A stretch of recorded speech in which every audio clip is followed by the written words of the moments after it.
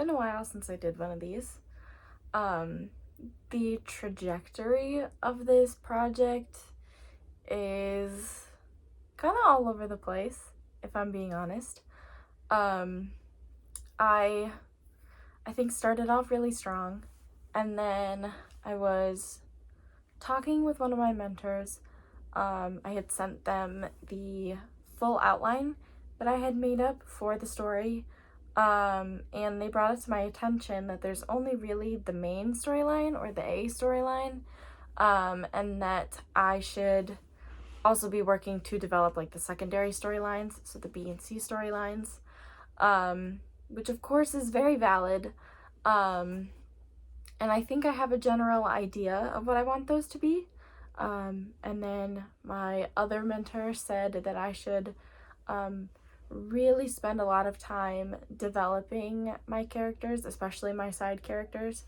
And that's honestly stressing me out a little bit, I'm not gonna lie.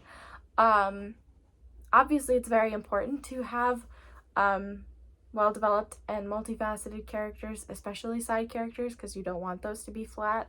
You want them to enhance the story instead of detract from it. But I find it kind of stressful to come up with things based on the character template that I'm using for each of the characters that I want to work with, because it's questions about like their physical, I have no idea what I'm saying. I don't want to cut these either. I just want to talk.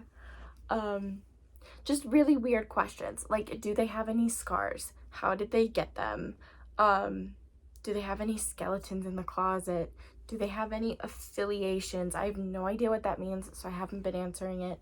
But I'm stressed out trying to think of all these different things for characters, and I'm not really sure how or why that's relevant. And so it kind of makes me end up feeling like there's actually more pre-writing to do before I start writing than I thought, except I wanted this project to be about finally moving beyond that pre-writing stage.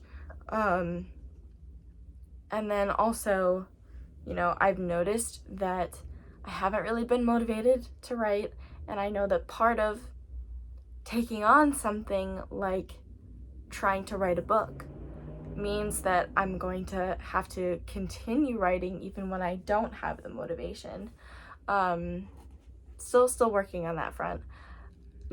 I've always assumed that